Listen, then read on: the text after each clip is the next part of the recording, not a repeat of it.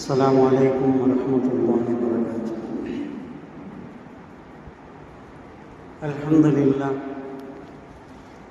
الحمد لله الذي هدانا لهذا نحمده ونستعينه ونستغفره ونؤمن به ونتوكل عليه ونعوذ بالله من شرور أنفسنا ومن سيئات أعمالنا.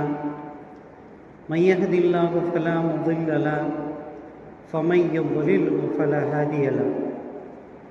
أشهد أن لا إله إلا الله وحده لا شريك له وأشهد أن سيدنا ونبينا مولانا محمدا عبده ورسوله. أما بعد فقد قال الله تبارك وتعالى في محكم تنزيل وفي الفرقان المجيد بعد أعوذ بالله من الشيطان الرجيم بفضل بسم الله الرحمن الرحيم. لقد كان لكم في رسول الله أسوة حسنة.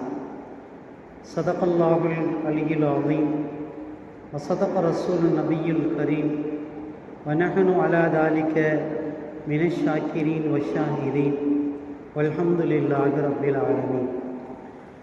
رب اشرح لي صدري ويسر لي أمري وحلل عقدة من لساني ويفقه قولي. ربي زدني علما وارزقني فهما. اللهم صل على سيدنا محمد طب القلوب دوائها وعافية الأبدان وشفائها ونور الأبصار وضيائها وعلى آله وصحبه وبارك وسلم عليه.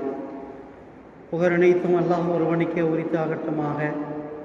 அவருடைய சலாத்தும் சலாமும் கருணையும் ஈடேற்றமும் நமது நாயகம் நற்குணத்தின் தாயகம் நபிகளங்கள் பெருமானார் ரசூலே அக்ரம் தாஜிதாரே மதீனா சர்வரே காயினார் ஸல்லல்லாஹு அலைஹி வஸல்லம் அவர்கள் மீதும் அவர்களுடைய தோழர்கள் சஹாபாக்கள் தாபீன்கள் தபா தாபீன்கள் சுகதாக்கள் அவுலியாக்கள் குறிப்பாக மௌமின்களான முஸ்லிம்களான நம் அனைவர் மீதும் இன்றும் இனி என்றும் நின்று நிலவட்டுமாக. சங்கைக்குரிய அல்லாஹுவின் நல்லடியார்களே, இன்றைய தினம் நாம் இரண்டு முக்கியமான விஷயங்களை சந்திக்க இருக்கிறோம். அதாவது அரபியுடைய மாதத்தின் கணக்கு பிரகாரம் இன்றைக்கு பெருமானார் ஸல்லல்லாஹு அலைஹி வஸல்லம் அவர்கள் பிறந்த மாதத்தின் துவக்க நாள். இன்றைக்கு மாலை பிறக்க இருக்கிறது.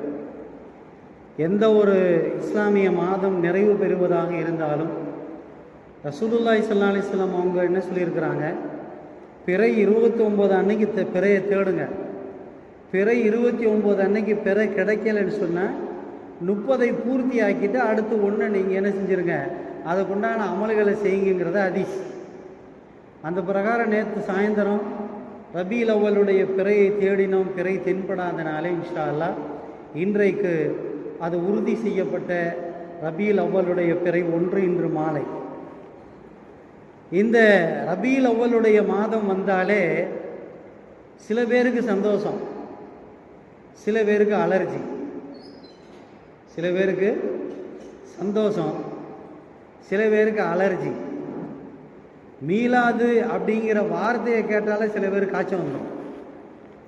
அது என்ன மீலாது, என்ன மௌலுது, அது என்ன அப்படின்னு சொல்லி ஒரு விதமான அலர்ஜி. ஆனால் அதே சாரா என்ன சொல்கிறாங்கன்னு சொன்னால், சீரத்து நபி செய்யலாம், சீரத்து நபி கொண்டாடலாம், மீலாது நபி கொண்டாடக்கூடாது. ரெண்டையும் நம்ம எடுத்து அர்த்தத்தை பார்த்தோம்னு சொன்னால், மீலாது நபி என்று சொன்னால் ரசூலுல்லாவுடைய பிறப்பை கொண்டாடுவது. சீரத்து நபின்னு சொன்னால் பிறப்பிலிருந்து இறப்பு வரைக்கும் உண்டான வாழ்க்கையை கொண்டாடுறது. அப்போ அந்த சீரத்தில் பிறப்பு வருதா இல்லையா? சீரத் என்று சொல்லப்படக்கூடிய ரசூலுல்லாவுடைய வாழ்க்கை வழிமுறையில் பிறப்பும் தானே கட்டுப்பட்டுருக்கு. பிறப்பை சொன்னால் அலறான், அதெல்லாம் கொண்டாடக்கூடாது, அதுக்கு பைத்து படிக்கக்கூடாது, அதுக்கு கூட்டம் கூடக்கூடாது, அதுக்குன்னு சில செயல்கள் செய்கிறது மார்க்கத்தில் இல்லை அப்படின்னு சொல்லி ஒரு சாரார். அப்போ சீரத்து கூடும்னு சொல்கிறார். சீரத் என்றால் ரசூலுல்லாவுடைய வாழ்க்கை வரலாறு. வாழ்க்கை வரலாறு கூடும் என்று சொல்லுகிற நீ ரசூலுல்லாவுடைய பிறப்பை மட்டும் ஏன் ஒத்துக்கிற மாட்டேங்கிற? லாஜிக்கு ஒத்து வர மாட்டேங்கிற. எல்லாத்தையும் தானே ஏற்றுக்கிறேன்னா. இன்னும் சொல்ல போனால் அல்லாஹு தாலா ரசூலுல்லாவை பார்த்து ஒரு வார்த்தை சொல்லுவான், லவ்லாக்க லவ்லாக்க லமா ஹலக்துல் அஃப்லாக்க. நபியே, உங்களை மட்டும் நான் படைக்கலைன்னு சொன்னால் வானம் பூமியை படைச்சிருக்க மாட்டேங்கிறான். அவ்வளோ உயர்வாக சொல்கிறான் ரசூலுல்லாஹி ஸல்லல்லாஹு அலைஹி வஸல்லம் அவங்கள பற்றி. அப்போ அந்த ரசூலுல்லாஹி ஸல்லல்லாஹு அலைஹி வஸல்லம் அவருடைய பிறப்பு மட்டும் நிகழவில்லை என்றால் இன்றைக்கு ரசூலுல்லாவுடைய பிறப்பை வேண்டாம் என்று சொல்லக்கூடிய அந்த கூட்டத்தினரே பிறந்திருக்க மாட்டான். அப்படி இருக்கும்போது ஏன் இப்படி ஒரு அலர்ஜின்னு சொல்லி தெரியலை. ஆனால் ஒரு விஷயத்தை நாம் விளங்கிக் கொள்ள வேண்டும்.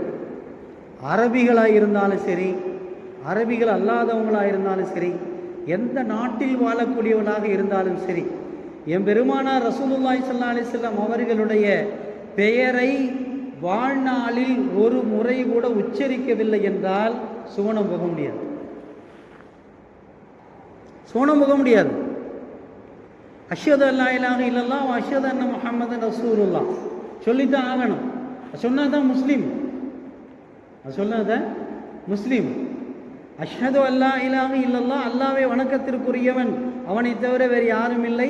வ அஷ்ஹது அன்ன முஹம்மதுர் ரசூலுல்லாஹ், முஹம்மது நபி ஸல்லல்லாஹு அலைஹி வஸல்லம் அவர்களை அல்லாஹ்வுடைய தூதர் என்று நான் சாட்சி சொல்லுகிறேன் என்று வாழ்நாளில் ஒரு முறை கூட சொல்லவில்லை என்றார் அவர் முஸ்லீமோட பட்டியலே வரமாட்டார். அப்புறம் எப்படி ஏற்றுக்கிறோம்? அப்போ நம்ம நடுநிலையாக யோசிக்கணும், நடுநிலையாக யோசிக்க வேண்டும். ரசூலுல்லாஹி ஸல்லல்லாஹு அலைஹி வஸல்லம் அவர்கள் நமக்காக தன்னுடைய வாழ்நாளில் எந்த அளவிற்கு அவர்கள் தியாகம் செய்திருக்கிறார்கள், எதையெல்லாம் இழந்திருக்கிறார்கள். அவர்கள் நினைத்திருந்தால் என்ன செஞ்சிருக்கலாம்? சுகபோகமான வாழ்க்கையை வாழ்ந்திருக்கலாம். அப்படியெல்லாம் வாழலை. அவங்க வாழ்ந்த வீட்டுடைய மொத்த அளவே சொல்கிறாங்க.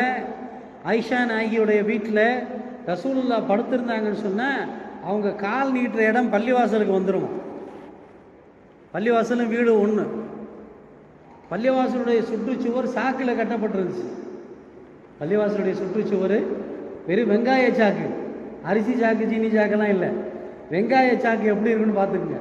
அந்த வெங்காய சாக்கு கட்டப்பட்ட பள்ளிவாசலுடைய அந்த சுற்றுச்சுவரில் ரசூலுல்லாஹி ஸல்லல்லாஹு அலைஹி வஸல்லம் அவர்கள் ஆயிஷா ரலியல்லாஹு அன்ஹா வீட்டில் படுத்துட்டாங்கன்னு சொன்னால் கால் எங்கே வந்துடும்? பள்ளிவாசலுக்கு வந்துடும். சில நேரங்களில் ஹதீஸில் வருது, ஆயிஷா ரலியல்லாஹு அன்ஹா வீட்டில் படுத்திருப்பாங்க, ரசூலுல்லாஹ் பள்ளியில் தொழுதுகிட்டு இருப்பாங்க. சஜிதாவுக்கு போகும்போது ஆயிஷா அம்மாவுடைய கால் அங்கே இருக்கும்.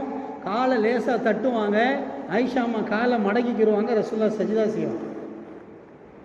இதுதான் ரசூலுல்லாஹ்வுடைய எளிமையான வாழ்க்கை. ஆனால் அல்லாஹ் ரசூலுல்லாஹ்வுக்கு எப்படி வாழ்க்கையை கொடுத்தான்?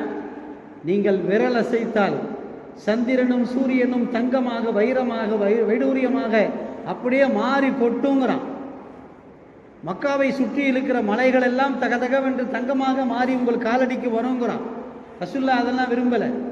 பசி தாங்க முடியாமல் எங்கு மடங்கி விழுந்துருவோமோன்னு சொல்லி நாமெல்லாம் கேள்விப்பட்டிருக்கோம். பசிக்காக வேண்டி வயிற்றிலே செங்கலை வைத்து கட்டியவர்கள் பெருமானார் ஸல்லல்லாஹு அலைஹி வஸல்லம். அப்போ அவங்களுடைய பெயரில் பேசுறது, அவங்கள பற்றி பேசுறது, அவங்கள பற்றி கேட்கறது, அவங்களை பற்றி சிந்திக்கிறது, இதுவெல்லாம் எல்லாம் நமக்கு நன்மைகளாக எழுதி வச்சுருக்கான்.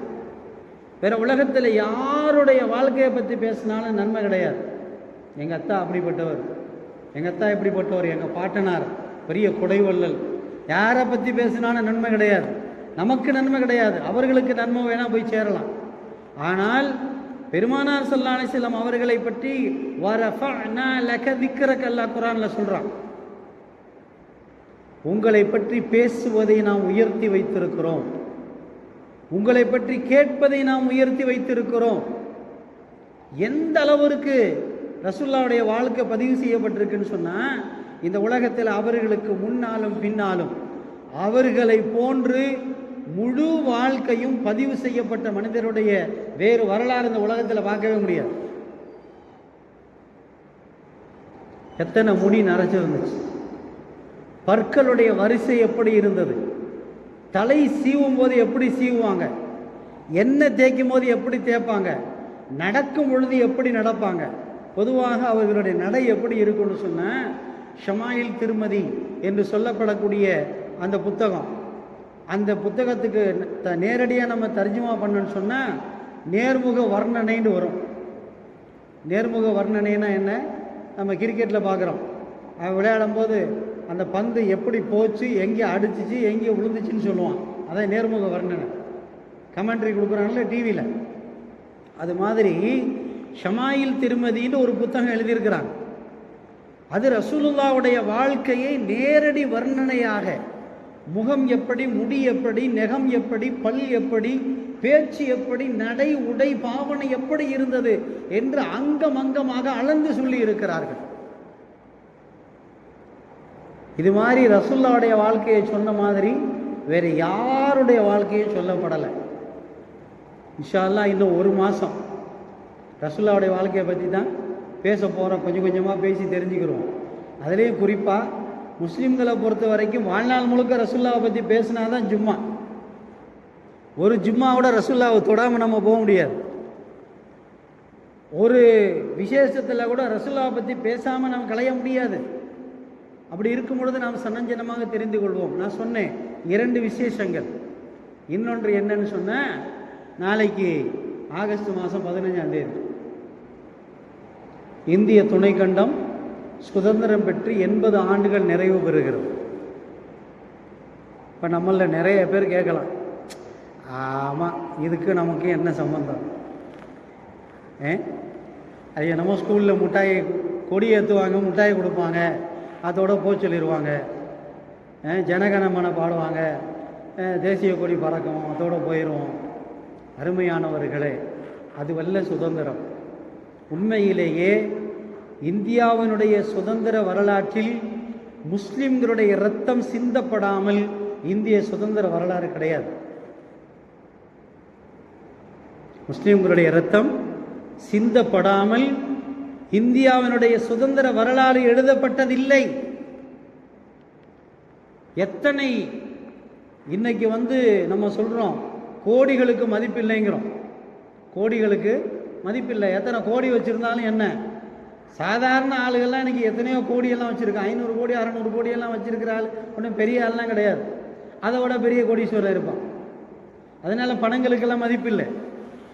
பணம் காசுகளுக்கு மதிப்பில்லாத ஒரு காலத்திலேயே லட்சக்கணக்கில் இந்திய சுதந்திரத்திற்காக வேண்டி தன்னுடைய பணங்காசுகளை வாரி இறைத்த இஸ்லாமியர்கள் உண்டு.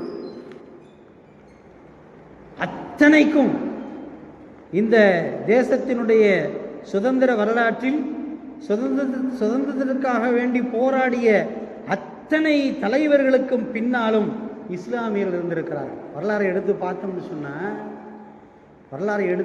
சொன்னால் எத்தனையோ முஸ்லீம்கள் அவர்களுடைய வரலாறு பதிவு செய்யப்பட்டிருக்கிறது. அவ்வளவு ஏன், லேட்டஸ்டாக சமீப காலமாக வந்த பதிவுகளுடைய அடிப்படையில் நமது இந்தியாவினுடைய கேட் இருக்கிறது. மும்பையில் இந்தியா கேட் என்று ஒரு வளைவு இருக்கிறது. அந்த வளைவில் சுதந்திர போராட்டத்திற்காக வேண்டி போராடியவர்களுடைய பெயர்கள் பதிவு செய்யப்பட்டிருக்கிறது. கிட்டத்தட்ட 90,000 பேர் அதில் இருக்குது. 90,000 பேரில் 60,000 பேர் யாருடைய பேர் தான் இருக்குது? முஸ்லீம்களுடைய பேர் தான் இருக்குது. ஆனால் நம்மள்ட்ட யார்கிட்டையாவது சுதந்திரம் எப்போன்னு கேட்டால் ஜனவரி 26ங்கிறான். அந்த அளவுக்கு தான் இருக்குது நம்மள்கிட்ட. நம்ம ஆளுகளுடைய தேசப்பற்று, நாம் வாழக்கூடிய தேசத்தை பற்றி உள்ள அறிவுகளை தெரிந்து வைத்துக் கொள்வது நமக்கு அவசியங்கிறாங்க ரசூலுல்லாஹ். இன்னும் ஒருபடி மேலே போனால் நான் தெளிவாக சொல்லுவேன், நீங்கள் எந்த நாட்டில் வாழுகிறீர்களோ அந்த நாட்டை நேசிப்பது ஈமான்ங்கிறாங்க ரசூலுல்லாஹ். எந்த நாட்டில் வாழ்கிறோமோ அந்த நாட்டை நேசிப்பது ஈமானுடைய ஒரு பகுதி. சில பேர் புரியாமல் என்ன செய்வாங்க, இந்தியா நாட்டில் வாழ்ந்துக்கிட்டு நாங்கள் சவுதி, நாங்கள் பாகிஸ்தானுமா. சொல்லவே கூடாது. ஒரு விளையாட்டுக்கு கூட ஒரு உண்மை சொல்லுவாங்க. இன்றைக்கி உலகத்தில் எத்தனையோ விளையாட்டுகள் இருக்குது. இதில் ஆக டாப்பாக இருக்கிற விளையாட்டு, அதிக கோடிகளை புரளக்கூடிய விளையாட்டு, நிறைய எதிர்பார்ப்புகளை சொல்லக்கூடிய விளையாட்டுன்னு சொன்னால் கிரிக்கெட். எவ்வளோ கோடி சொல்ல முடியாது, ஸ்பான்சருக்கு கோடி கோடியாக சொல்கிறான். ஒரு 10 பிளேயரை வச்சுக்கிட்டு அவன் என்ன செய்கிறான், ஸ்பான்சரை அவன் கோடிக்கணக்காக வச்சுருக்கிறான். ஒரு பிளேயர்கள் சேர்ந்த ஒரு டீமை ஸ்பான்சராக வச்சுருக்கான்னு சொன்னால் அவன் இன்றைய தேதியில் ஒரு கடவுளாக பார்க்கப்படுகிறான். ஒரு டீமை, ஒரு டீமுடைய ஸ்பான்சர் எப்படி பார்க்கப்படுகிறான், கடவுள் போன்று பார்க்கப்படுகிறான். இந்திய நாட்டை ஆளக்கூடியவருக்கு இருக்கிற அளவுக்கு உண்டான மரியாதை கிரிக்கெட் போர்டுடைய தலைவருக்கு இருக்கிறது. அந்த அளவுக்கு அதுக்கு செலவழிக்கிறாங்க. அவன் விளையாடுறவன் போட்டிருக்கிற டிஷர்ட்டை லட்சக்கணக்காக ஏலம் வைக்கிறாங்க. இந்த பேட்டில் தான் அவர் ஒரு செஞ்சுரி அடித்தார் அப்படின்னு சொல்லி அந்த பேட்டை வந்து என்ன செய்கிறான், 25 லட்சம் ரூபாய்க்கு ஏலத்துக்கு எடுக்கிறான். அந்த அளவுக்கு அறிவு மழுங்கி போயிருக்கிறது. அந்த அளவுக்கு அறிவு மழுங்கி போயிருக்கிறது. சரி, அதெல்லாம் ஒரு பக்கம். இந்த கிரிக்கெட்டில் எத்தனையோ நாடுகள், எத்தனையோ அணிகள் விளையாடுகிறது. எத்தனையோ நாடுகள், எத்தனையோ அணிகள் விளையாடுகிறது. நீங்கள் பார்த்துருக்கலாம். அது டெஸ்ட்டாக இருக்கட்டும் அல்லது ஒன் டே கிரிக்கெட்டாக இருக்கட்டும், எந்த கிரிக்கெட்டாக இருந்தாலும் இந்தியா பாகிஸ்தான் அப்படின்னு சொல்லி ஒரு விளையாட்டு வந்துச்சுன்னு சொன்னால் அன்னைக்கு நெருப்பு மாதிரி இருக்காங்க. மீடியாக்களும் சரி, பொதுமக்களும் சரி, கிரிக்கெட்டை பற்றி தெரியாதவெல்லாம் அன்னைக்கு லீவு போட்டு உட்காந்துடும். கிரிக்கெட்டை பற்றியே தெரியாது, இன்ட்ரெஸ்டே இருக்காது, அந்த அளவுக்கு அதில் அவருக்கு ஆர்வமே இருக்காது. அப்படிப்பட்ட ஆள் என்ன செய்கிறான்னு சொன்னால், இந்தியா பாகிஸ்தான் அப்படின்னு சொன்னால் மீடியாக்கள், ஊடகங்களும் அதை பெருசுபடுத்துது, பொதுமக்களும் அதை அப்படியே கப்பி பிடிச்சி போய் உட்காந்து அதை அப்படியே நெருப்பு பிடிச்ச மாதிரி பார்க்குறான். இவனோ அவனோ ஜெயிச்சிட்டாலோ தோத்துட்டாலோ ஏதோ இந்தியாவும் பாகிஸ்தானும் போராடி தோற்றது போன்று ஒரு உணர்வை கொண்டு வராங்க. உங்கள்கிட்ட ஒரு ப்ராக்டிக்கலாக ஒரு கேள்வி கேட்குறேன். இப்போ இங்கே இருக்கிறவங்கள்ட்ட நான் ஒரு கேள்வி கேட்குறேன். இந்தியாவும் பாகிஸ்தானும் விளையாண்டுக்கிட்டு இருக்கு. இந்தியாவும் பாகிஸ்தானும் விளையாண்டுக்கிட்டு இருக்கு. போலிங் இந்தியாவுடைய பந்து வீச்சு. பாகிஸ்தானுடைய பிளேயர் கிட்டத்தட்ட 98 அடிச்சிருக்கிறார். இன்னும் 2 அடித்தா அவர் 100 தொட போகிறார். இப்போ இந்த இந்திய அணியை சேர்ந்த பந்து வீச்சாளர் வீசிய பந்தில் அந்த பேட்ஸ்மேன் வந்து அவுட் ஆயிட்டார். இப்போ நீங்கள் சொல்லுங்கள், நமக்கு சந்தோஷமாக கவலையா? சும்மா சொல்லுங்கள், எனக்காக சொல்ல வேணாம். நம்ம இப்போ இந்தியாவுடைய பார்க்குறாங்கல்ல, ரோட்டில் வண்டி இடித்தா கூட தெரியாமல் நின்று பார்த்துக்கிட்டு இருப்பான். ரோட்டில் டிவி ஷோரூம் இருக்கு, அதில் நின்று பார்க்குறான் பாருங்க. வண்டி இடித்தாலும் தெரியாது, எவ்வளவு அசிங்கப்பட்டாலும் தெரியாது, பார்த்துக்கிட்டு இருப்பான். இப்போ இந்த சிச்சுவேஷனில் நாம் சந்தோஷப்படணுமா கவலைப்படணுமா? சும்மா சொல்லுங்கள், சொல்லுங்கள், சும்மா சொல்லுங்கள். ஏன் கவலைப்படணும்? ஒரு நல்ல பேட்ஸ்மேன் அவுட் ஆகிட்டார், பாகிஸ்தானுடைய வெற்றி போயிடுச்சேன்னா ரசூலுல்லாவுடைய ஹதீஸ் படி பார்த்தா நம்ம சந்தோஷப்படுவோம். ரசூலுல்லாவுடைய ஹதீஸ் படி பார்த்தா என்ன செய்யணும்? சந்தோஷப்பட வேண்டும். ஏன்னா ரசூலுல்லாஹ் ஹதீஸில் என்ன சொல்கிறாங்க, நீங்கள் எந்த நாட்டில் வாழுகிறீர்களோ அந்த நாட்டை நேசிப்பது ஈமான்ங்கிறாங்க. பேர் வேணால் முஸ்லீமாக இருக்கலாம், பேர் வேணால் முஸ்லீமாக இருக்கலாம். அப்பயே நீங்கள் அசாருதீன் தோக்கும் போது ஏன் சந்தோஷப்படல? அசாருதீன் முஸ்லீம் தானே, முதல்ல கேப்டன் இருந்தார்ல, முதல்ல இந்தியன் கேப்டன், ஒரு புகழ்பெற்ற கேப்டன் இருந்தார். அவர் இருக்கும்போது ஏன் சந்தோஷப்படலை? அவர் முஸ்லீம் தானே, தோத்துட்டாரு. இந்தியா போயிடுச்சு, பாகிஸ்தான் ஜெயிச்சிருச்சு. அப்போ நமக்குள்ள ரொம்ப தெளிவான ஹதீஸ் கவனிச்சுக்கோங்க.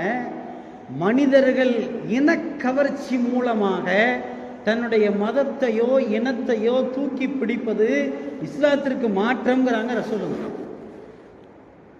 இனக்கவர்ச்சி, மதக்கவர்ச்சி, இந்த ரெண்டின் மூலமாக ஒருவன் இதற்கு எதிராக தான் வாழுகிற நாட்டை விட்டுவிட்டு இன்னொரு நாட்டுக்கு பகரமாக, இன்னொரு நாட்டுக்கு ஆதரவாக தன்னுடைய உணர்வுகளை தெரிவிப்பது இருக்கிறதே, இது ஈமானுக்கு மாற்றங்கிறாங்க. நீங்கள் சொன்னது ப்ராக்டிக்கலான பதில் தான். நான் ஒன்று இது மறுக்கலை, சண்டையெல்லாம் போடலை. இது நம்முடைய உணர்வு அப்படி ஆயிடுச்சு. ஏன்னா நம்ம என்ன நினச்சிருக்கிறோம், இது இந்து நாடு, அது இஸ்லாமிய நாடு, அது ஜெயிச்சா இஸ்லாத்துக்கு நல்லது. அப்படி பார்த்தா நீங்கள் ஒரு வெளிப்படையாக ஒன்று பேசுவோம். என்ன சொல்கிறாங்க, யார் கடையில் ஜாமான் வாங்கணும்னு சொல்கிறாங்க, பிரச்சாரம் பண்ணுறாங்களா? என்ன சொல்கிறாங்க, யாருடைய கடையில் நீங்கள் பொருட்களை வாங்க வேண்டும், வேற யார்கிட்டையும் வாங்காதீங்க, வேற யாரும் பொழைச்சிடக்கூடாது சொல்கிறாங்களா இல்லையா? இதெல்லாம் இது யாருமே சொல்லக்கூடாதுங்க. எந்த மதத்தை சார்ந்தவரும் எந்த இனத்தை சார்ந்தவரும் என்னுடைய இனம் உயர்ந்தது, என்னுடைய மதம் உயர்ந்தது சொல்றதுக்கு யாருக்குமே உரிமை இல்லை. வெளிப்படையாக அல்லாஹ் குர்ஆன்ல சொல்றா, லக்கும் தீனுக்கும் வலிய தீன்.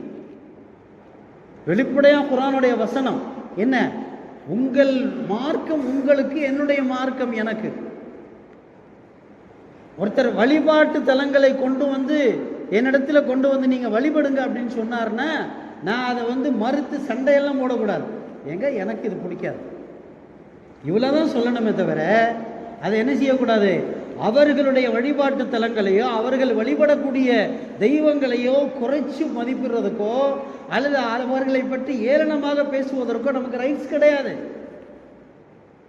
ஒருத்தர் சொல்றாரு எனக்கு அன்னையும் தந்தையும் தெய்வங்கிறார். ஒருத்தர் என்ன சொல்றாரு, அன்னையும் தந்தையும் தான் எனக்கு தெய்வங்கள்ங்கிறார். அவர்கிட்ட போய் என்னையா அன்னையும் தந்தையும் தெய்வங்கிற, அவன் உன்னை பெத்தவன் தானே அப்படின்னு சொல்லி மட்டம் தட்டக்கூடாது.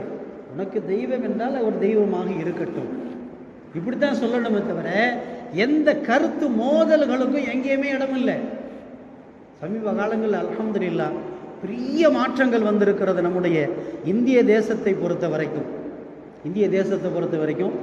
ரொம்ப பெரிய சந்தோஷம் என்னன்னு சொன்னால், பள்ளிவாசல் திறப்பு விழாவிற்கு மாற்று மதத்தினர் சீர் கொண்டு வராங்களா? எவ்வளவு சந்தோஷமாக ஜமாத்தினர்கள் வாசல் நின்று என்ன செய்கிறாங்க, அவர்களை இருகரம் கொடுத்து வரவேற்கிறாங்க. சமீபத்தில் நமது நகரத்தில், நம்முடைய மாநகரத்தில் ஒரு வருஷத்துக்கு முன்னாடி ஒரு பள்ளிவாசல் திறக்கப்பட்டது. பெண்கள் எப்படி திருமணத்துக்கு போவாங்களோ அது மாதிரி கல்யாண சேலையை கட்டிக்கிட்டு, பட்டு சேலையை கட்டி கொண்டு தாம்பாளங்களில் சீர் கொண்டு வந்தார்கள். கொண்டு வந்து பள்ளிவாசல்ல பொம்பளையெல்லாம் பள்ளிவாசலுக்கு வரக்கூடாது, நீங்க சுத்தம் இல்லை அப்படின்லாம் சொல்லலை. தொழுகிற இடத்துல கொண்டு வந்து பெண்களை உட்கார வச்சு அவர்களை சங்கை செய்தார்கள்.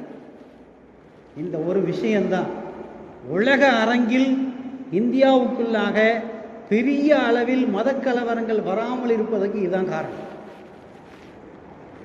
ஏன் வெளிப்படையாக சொல்லுவோமே, நாம் நம்முடைய சகோதர சமுதாயத்தில் எத்தனை பேரை மாமன் என்று அழைக்கிறோம், அவங்களை எத்தனை பேர் நம்மளை மாமான்னு கூப்பிட்றாங்களா இல்லையா?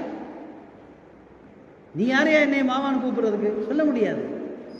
ஏனென்றால் எப்பொழுது ஒருவர் நட்பை தாண்டி உறவு என்ற வார்த்தைக்குள்ளாக நம்மை அழைக்கிறார்களோ அப்பொழுது அவர்கள் தோளோடு தோளாக ஒட்டுவதற்கு நமக்கு சமமாக போயிட்டாங்க. பேரளவில் வேணா நம்ம இருக்கலாம், ஈமான் நம்மளுடைய இதயத்துக்குள்ள இருக்குங்க. அதுக்காக ஈமான் நம்ம இழக்கலை. ஈமான் நம்ம இதயத்துக்குள்ள இருக்கு. அல்ஹம்துலில்லாஹ், லா இலாஹ இல்லல்லாஹ் என்ற கருத்தில் எந்த விதமான மாற்று கருத்து இல்லை. அது வணங்குவதற்கு தகுதியான அல்லாஹ் மட்டும்தான், அவனை தவிர வேறு யாரும் இல்லை, அவனுக்கு இணை துணை யாரும் இல்லை, எல்லாமே சொல்றோம். அல்ஹம்துலில்லாஹ். அடுத்தவர்களுடைய உணர்வுகளை புண்படுத்தி என்ன செய்யக்கூடாது, என்னைக்கு நம்ம வழிபடுறதுக்கு நமக்கு இல்லை, அனுசரித்து தான் போகணும். ஏன்னா உலகத்திலேயே அதிக மதங்களையும் அதிக இனங்களையும் அதிக ஜாதிகளையும் கொண்ட நாடு நம்முடைய இந்திய திருநாடு. பெரிய நம்ம சொல்லிக்கிறோம், I am proud of be Indian, நான் ஒரு இந்தியன் என்பதில் பெருமைப்படுகிறேன்னு சொல்லணும். மற்ற நாடுகள்லாம் அப்படி இல்லை. எந்த இனம் இருக்கிறதோ அவங்க மட்டும் அப்படி கோடு கிழிச்ச மாதிரி வாழ்வாங்க, அவங்களுடைய மத சம்பிரதாயத்தை மட்டும் தூக்கி பிடிப்பாங்க. இந்திய நாடு அப்படி இல்லை. ஆனால் இன்றைக்கு சில வேண்டாத சக்திகள் முயற்சி செய்கிறது. ஆனால் அருமையானவர்களே, இப்பொழுது நாம் எந்த உணர்வோடு வாழ்ந்து கொண்டிருக்கிறோமோ இந்த உணர்வோடு வாழ்ந்தால் இன்ஷா அல்லாஹ் என்ன செய்யலாம், நாம் எந்த வேற்றுமையை நமக்குள்ள ஊடுருவி பார்க்காம ஒற்றுமையாகவே வாழலாம். இன்னொரு சந்தோஷம் என்ன தெரியுமா, பெரிய சந்தோஷம். சமீப காலங்களாக கடந்த ஒரு 10 வருஷத்துக்கு இடையில நிறைய பள்ளிவாசல்களில் சுதந்திர தினத்தை கொடியேற்றுறாங்க. பள்ளிவாசலில் கொடியேற்றுறதுன்னா எங்கேயா ஸ்கூலில் தான் ஏற்றுவாங்க, பிள்ளைகளை நிற்க வச்சு கொடி ஏற்றி மிட்டாயை கொடுத்து அடித்து விட்டுருவாங்க. ஆனால் இன்றைக்கு பள்ளிவாசல்களில், அரபி கல்லூரிகளில், மதரசாக்களில், இன்னும் எல்லா இடங்களிலும் வழிபாட்டு தலங்களில் என்ன செய்யப்படுகிறது? தேசிய கொடி ஏற்றப்படுகிறது. மட்டுமல்லாம அந்த தேசிய கொடி ஏற்றக்கூடிய நிகழ்வுகளில் இஸ்லாமியர்கள் மற்றும் இஸ்லாமியர் அல்லாதவர்கள் கலந்து கொண்டு உரையாற்றுகிறார்கள். இதை விட வேற என்ன ஒற்றுமை இருக்கு? இதை விட வேற என்ன உதாரணம் இருக்கு? அப்படி இருக்கும்போது நம்ம ஏன் நம்மளை நாமளே பிரித்து பார்க்கறது? தோளோடு தோள் சேர்ந்து நில்லுங்க.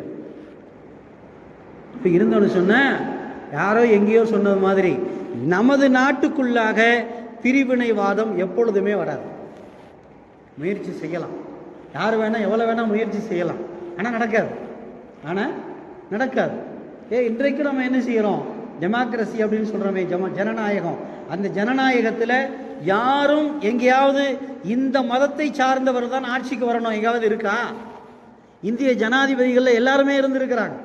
ஜனாதிபதி ஜாகிர் ஹுசேன் இருந்தார், அப்துல் கலாம் இருந்தாங்க, கிறிஸ்துவ மதத்தை சார்ந்தவங்க இருந்தாங்க. இப்போ இருக்கிறவங்க என்ன, எந்த மதமும் இல்லை, அவங்க ஒரு சாதாரண மதத்தை சார்ந்தவர்கள் இப்போ இருக்கிற ஜனாதிபதி. ஒரு பெரிய காஸ்ட்லாம் கிடையாது.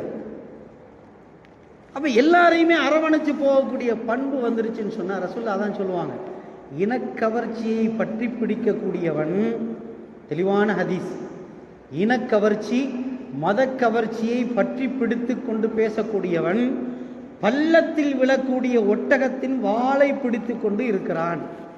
ஹதீஸ். எப்படிங்க? ஏன் ஜாதி ஏன் மதம் பேசுகிறாங்க இல்லையா, அவங்களுக்கு உதாரணம் சொல்கிறாங்க ரசூலுல்லாஹ். ஒரு ஒட்டகம் பெரிய பள்ளத்தில் போய் உழுவ போகுது, அது என்ன முடிவாகும்? அது செத்து போயிடும், அது எந்த விதமான ஈடேற்றம் இருக்காது. அப்போ ஒரு பள்ளத்திற்குள் விழப்போகிற ஒட்டகத்தின் வாளை பிடித்து கொண்டிருப்பவனை போலத்தான் இனக்கவர்ச்சி பேசக்கூடியவன். இப்போ அல்ஹம்துலில்லாஹ், இப்போ நாம் சொல்ல வந்த விஷயம் என்னன்னு சொன்னால், சுதந்திரம் என்பது இந்தியாவுக்கானதல்ல, இந்திய மக்கள் எல்லோருக்குமானது. அது இஸ்லாமியருக்கும் உரிமை இருக்குது, இஸ்லாமியர் அல்லாதவருக்கும் பங்கு இருக்கிறது. எல்லோரும் சேர்ந்து தான் என்ன செஞ்சுருக்கிறோம்?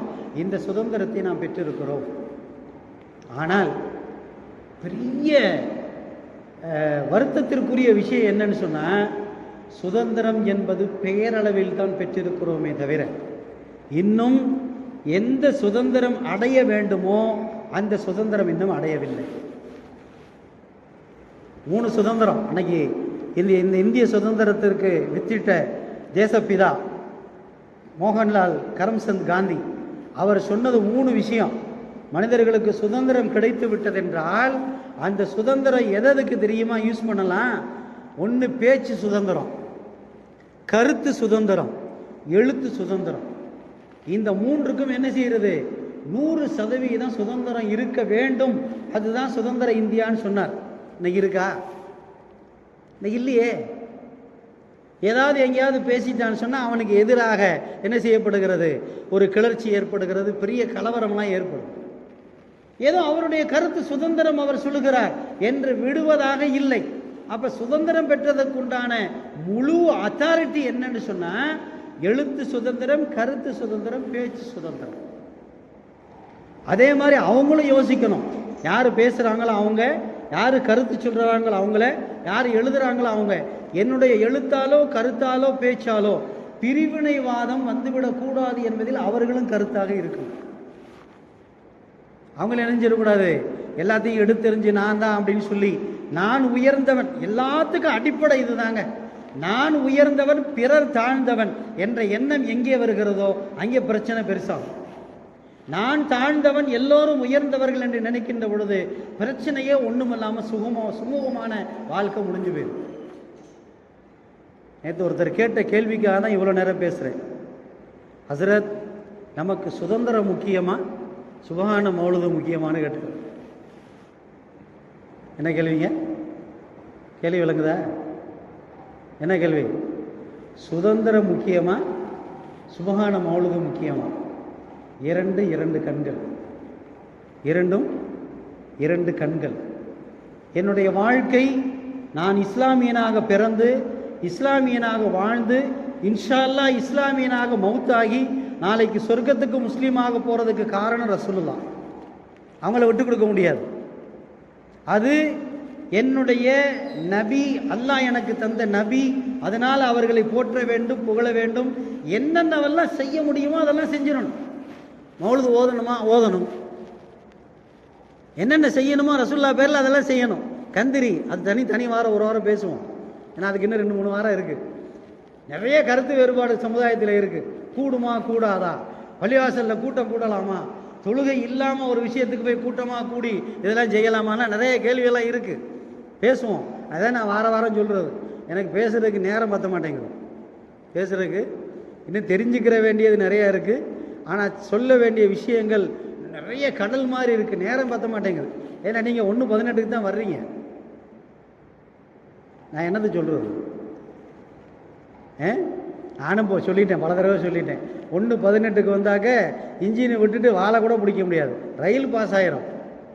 வந்துட்டோம், ஜும்மாவுக்கு வந்துட்டோம், முடிஞ்சிட்டோம், தக்பீர் கட்டினா உளுந்தான் எந்திரிச்சோம், போயிட்டோம். ஃபஜ்ருக்கு போகிற மாதிரி தக்பீர் கட்டினோம், சலாம் கொடுத்தோம். அடுத்து துவா நடக்குதா, திக்ர் நடக்குதா, என்ன நடக்குதோ அதுக்கிட்டு போயிடுறோம். ஒரு நாளைக்கு நான் அதையும் செய்ய போகிறேன். ஃபஜ்ர் தொழுது முடித்த உடனே சலாம் கொடுத்தோடனே எந்திரிச்சு நான் வெளியில் போயிட போகிறேன். யாராவது கேட்பாங்கல்ல, என்ன செஞ்சு போகிறீங்க? நீங்கள் போகிறீங்க, நான் போகக்கூடாதா? ஏங்க நீங்கள் போகிறீங்கன்னு நான் போனால் என்னங்க செய்யலாம்ல? ஒரு நாளைக்கு ஃபஜ்ர் தொழுத உடனே சலாம் கொடுத்தவொடனே என்ன செய்ய போகிறேன்? அஸ்ஸலாமு அலைக்கும் வரஹ்மத்துல்லாஹ் எந்திரிச்சு நாம் அடுத்து போயிடுறோம். இல்லை என்ன தான் செய்ய போகிறீங்கன்னு தெரில.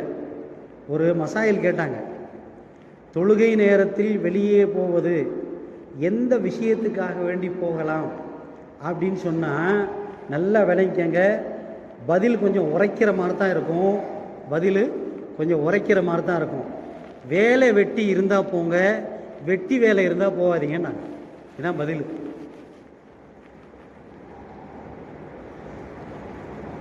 இப்போ விளங்கிக்கங்க. தொலைவை முடிச்சுட்டு வேகமாக போகிறோம்ல, எங்க ஃபஜ்ர் தாலீம் வரைக்கும் எவ்வளோ நேரங்க ஆக போகுது?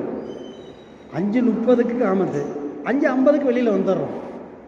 அதுக்கு இடையில் பறக்கிற இருக்க என்னன்னு தெரியல, எனக்கு ஒன்றும் புரியல. ரொம்ப வருத்தமாக இருக்குது. நான் இது வரைக்கும் கிட்டத்தட்ட எத்தனையோ பள்ளிகளில் இமாம செஞ்சுருக்கிறோம். இந்த மாதிரி ஒரு நிலைமையை நான் எங்கேயுமே பார்க்கல. ஃபஜ்ருடைய தொழுகை, அதற்கு அடுத்து இருக்கிற துவா, அதை தொடர்ந்து வருகிற தாலீம் எவ்வளோ முக்கியம் தெரியுமா? அதை சொல்லப்படுகிற வாசகங்கள் நீங்கள் வேணால் சொல்லுவீங்க, அதான் வெளியில் கேட்குதுல்ல. கட் பண்ணிடுவோம். வேணும்னா என்ன செஞ்சிடுவோம்? கட் பண்ணிடுவோம். தொலைவு உள்ளே மட்டும் கேட்குற மாதிரி வச்சுக்கிடுவோம். ரொம்ப சங்கடமாக இருக்குது. இந்த நிலை மாறணும். இந்த நிலை மாறுச்சின்னு சொன்னால் இன்னும் நிறைய விஷயங்கள் பேசலாம். நான் அதுக்கு தான் ஆசைப்படுறேன். ஒரு சரியான மார்க்கம் என்னன்னு சொன்னால், ஒரு மனிதனுக்கு தெரிஞ்ச சட்டங்கள் இன்னொரு மனிதனுக்கு தெரியாமல் இருந்து விடக்கூடாது. புரியுதா இல்லையா? எனக்கெல்லாம் தெரியுங்க. சரி, எங்கள் ஊர் அஜத்துக்கு எல்லாம் தெரியும். உங்களுக்கு நாங்கள் தான் சலாம் கொடுத்தோன்னு அத்துக்கிட்டு வந்துடுவோம் அப்படின்னு சொன்னால் அல்லா கேட்பானா? அல்ல இருக்கணுமா இல்லையா? இருப்போமா இன்ஷா அல்லாஹ்? நல்லா சொல்லுங்கள் சத்தமாக. ஃபஜ்ருடைய தாலீம் முடிகிற வரைக்கும் வழியில் இருக்கணும். அதே மாதிரி ஜும்மாவுக்கு பயான் ஆரம்பிக்கும் போது வந்துட்டீங்கன்னு சொன்னால் எனக்கு கொஞ்சம் விஷயங்கள் சொல்கிறதுக்கு கொஞ்சம் ஆர்வமாக இருக்குது. எங்கெங்கேயோ உள்ளவங்களாம் கேட்குறாங்க. இங்கே இல்லை, எங்கே கடல் கடந்து உள்ளவங்களாம் கேட்டுக்கிட்டு இருக்காங்க. இப்போ நம்மள்கிட்ட கேட்குறதுக்கு ஆர்வம் இல்லை. 1:20க்கு வந்து 1:25க்கு வெளியில் போனால் அது ஜும்மா இருக்காது. ஹதீஸ் ஜும்மாவில் எப்படி இருக்குன்னு சொன்னால், மலக்குமார்கள் வெளியில் நிற்பாங்க. இமாம் எப்போ பிரசங்கத்தை ஆரம்பிக்கிறாரோ அப்போ மலக்குமார் உள்ளே வந்துடுவாங்க, என்ட்ரி போட மாட்டாங்க. அதுக்கப்புறம் வந்து என்ன பண்ணுறது? அதனால் இன்ஷா அல்லாஹ் 2 உறுதிமொழி. ஒன்று ஜும்மாவுக்கு சீக்கிரம் வரணும், இன்னொன்று ஃபஜ்ருக்கு என்ன செய்யணும்?